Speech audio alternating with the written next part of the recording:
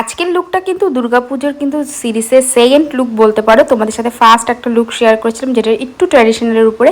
আজকের লুকটা কিন্তু একটু গর্জিয়াস, তোমরা দেখে বুঝতেই পারছো। আশা করি এই লুকটা কিন্তু যে কোনো পুজোর দিনে আর একটু রাতের বেলা ইজিলি কিন্তু ক্রিয়েট করতে পারবে, দেখতে খুবই সুন্দর লাগবে, একটা গ্ল্যাম গর্জিয়াস লুক। তো তোমরা দেখো স্টেপ বাই স্টেপ আমি প্রত্যেকটা প্রোডাক্ট দেখিয়েছি। আর আজকের কিন্তু পুরো মেকওভারটা পুরোপুরি অ্যাফোর্ডেবল প্রোডাক্টের উপরেই কিন্তু এই মেকওভারটা দেখাচ্ছি। আশা করি তোমাদের মেকওভারটা ভালো লাগবে। এখানে দেখো আমি আমার কাটিং করে নিয়েছি, আমার আন্ডার এরিয়াতে একটু ডার্ক সার্কেল আছে তো সেটাকে হাইড করে নিলাম। দেন আমি রিকোডের এখানে একটা ফাউন্ডেশন ইউজ করেছি। রিকোডের ফাউন্ডেশন কিন্তু অ্যাফোর্ডেবল প্রাইসের মধ্যে খুবই ভালো, আর এটা কিন্তু একটা ওয়াটারপ্রুফ কিন্তু একটা ফাউন্ডেশন। আর আজকের মেকওভারটা একটা ওয়াটার রেজিস্ট্যান্ট মেকওভার কিন্তু তোমাদের সাথে শেয়ার করছি। আর এটা কিন্তু মেকআপটা অনেকক্ষণ লং লাস্টিং হবে, আর তোমরা কিন্তু সন্ধ্যাবেলা করে রাত পর্যন্ত কিন্তু মেকআপটা স্টে করবে এরম স্টেপ বাই স্টেপ যদি করো। আর প্রত্যেকটা প্রোডাক্ট ইউজ করার মাঝখানে কিন্তু 1-2 মিনিট করে গ্যাপ দেবে, একটার পরেই একটা কিন্তু অ্যাপ্লাই করবে না, তাহলে কিন্তু মেকআপটা কেকি হয়ে যাবে, প্রপারলি ব্লেন্ডেবল হবে না।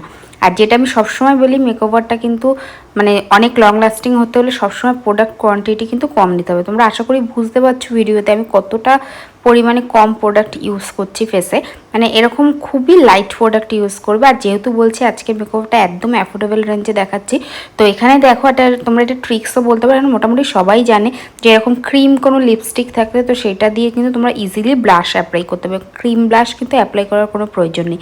এখানে দেখতেই পেলে আমি নাইকার একটা ক্রিম আমার লিপস্টিক প্যালেট ছিল, সেখান দিয়ে কিন্তু আমি ক্রিম ব্লাশ অ্যাপ্লাই করে নিয়েছি। দেন একটু পাউডারটা কিন্তু তোমাদের ভালো কোয়ালিটির ইউজ করতে হবে। এখানে আমি একটা হুডা বিউটির পাউডার ইউজ করেছি পুরো বেস মেকআপটা সেট করার জন্য। আর যে কোনো ওয়াটারপ্রুফ আর বা ওয়াটার রেজিস্ট্যান্ট মেকআপ পড়তে গেলে তোমাদের কিন্তু একটা ওয়াটারপ্রুফ পাউডার ইউজ করতে হবে, প্লাস একটা গুড কোয়ালিটির পাউডার ইউজ করতে হবে, তাহলেই কিন্তু তোমাদের বেস মেকআপটা লং লাস্টিং থাকবে। তো এখানে তোমরা লরা মার্সিও ইউজ করতে পারো, তারপর রিকোডেরও একটা পাউডার পাওয়া যায়, ওটাও ওয়াটারপ্রুফ, ওটাও ইউজ করতে পারো। ওটা রিজনেবল প্রাইসে আছে, বাট ওটা এই মুহূর্তে আমার কাছে ছিল না, সেই জন্য আমি কিন্তু এই পাউডারটা ইউজ করেছি। পুরো মেকওভারটার মধ্যে এই একটা জিনিসই একটু হাই রেঞ্জে আমি ইউজ করেছি, আর নর্মালি সব কিন্তু অ্যাফোর্ডেবল রেঞ্জ। দেন যে স্টেপগুলো থাকে বেস মেকআপটা করার পরে, কন্ট্রোলিং, ব্লাশ আর হাইলাইটার, সেটা আমি করে নেব। আর দেখো এখানে কন্ট্রোলিংটা করলে তোমাদের ফেসটা কত সুন্দর একটা ডিফাইন লুক আসে। আমার নোজটা দেখো কতটা শার্প দেখাচ্ছে, এখানে জাস্ট নোজ কন্ট্রোলিংটা করেছি বলে। কন্ট্রোলিং আর ব্লাশ কিন্তু মাস্ট, এতে কী হবে ফেসের যে ফিচার্সটা দেখতে সুন্দর দেখায়। আর এখানে প্যাকের আমি একটা হাইলাইটার ইউজ করছি, এটা খুবই বিউটিফুল একটা হাইলাইটার, এটা খুব সুন্দর একটা ক্রিমি টেক্সচার দেয় এই হাইলাইটারটা, এটা আমি অ্যাপ্লাই করে নিচ্ছি। আর এটা গোল্ডেন একটা শিনের উপরে আছে, মানে শিমারটা। তো দেখো আমার বেস মেকআপটা কিন্তু অল ওভার একদম কমপ্লিট।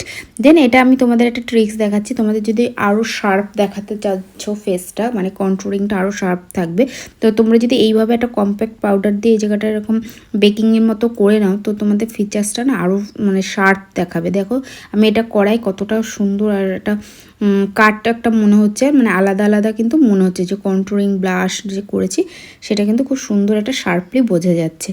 তো এরপর আমি আই বেসটা কিন্তু করে নিচ্ছি একটা কনসিলার দিয়ে। এখানে সবসময় আই বেসটা তোমরা চেষ্টা করবে একটা ম্যাট কোনো কনসিলার দিয়ে ইউজ করতে, কারণ কী বলো নাহলে আমাদের না চোখের উপরে ক্রিজ থাকে, তো যদি ম্যাট না হয় ক্রিমি হলে কিন্তু ওই ক্রিজের মধ্যে কনসিলারটা আটকে যায়, আর ওতে কিন্তু আই মেকআপটা নষ্ট হয়ে যায়।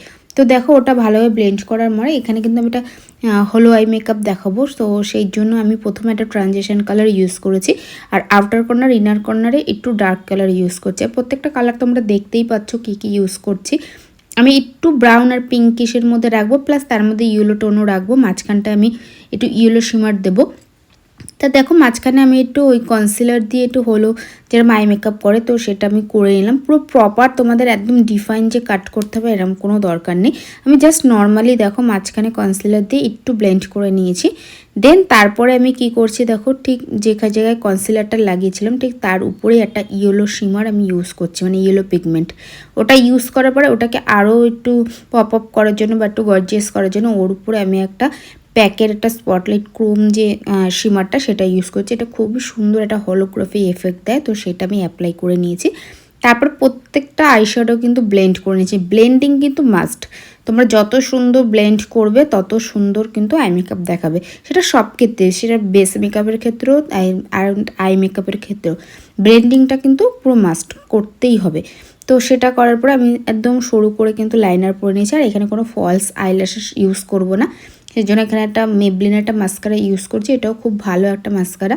প্লাস ওয়াটার লাইনে আমি কিন্তু একটা কনসিলার ইউজ করছি। আমার কাছে হোয়াইট কাজলটা এই মুহূর্তে হাতের সামনে ছিল না, তো এটাও একটা ট্রিক্স। তোমাদের সামনে তো হোয়াইট কালার না থাকে তোমরা কিন্তু এরকম কনসিলার, ম্যাট কোনো কনসিলার কিন্তু চোখের ওয়াটার লাইনে দিতে পারো, সেটাও কিন্তু ওই নিউড কালারের মতনই কাজ করবে। দেন আমি চোখে ইনার কর্নারে একটু শিমার দিয়েছি আর এর একটু পিঙ্কিশ কালার লিপস্টিক অ্যাপ্লাই করে নিয়েছি। দেন এর উপরে আমি একটা মেকআপ সেটিং স্প্রে ইউজ করবো, ফেস স্ক্যানারটা। এটাও খুবই ভালো ফেস স্ক্যানারের মেকআপ সেটিং স্প্রেটা। তো দেখো অল ওভার আমার মেকআপটা কিন্তু ডান, তোমরা দেখে আশা করি বুঝতেই পারছো। আর এই পর্যন্ত যারা যারা আমার মেকওভারটা দেখেছো আশা করি তোমাদের ভালো লেগেছে। যদি ভালো লেগে থাকে তাহলে লাইক শেয়ার কমেন্ট করতে ভুলো না। তোমরা ভালো থেকো, আর নেক্সট কি মেকওভার দেখাবো সেটাও কিন্তু আমাকে জানাতে পারো।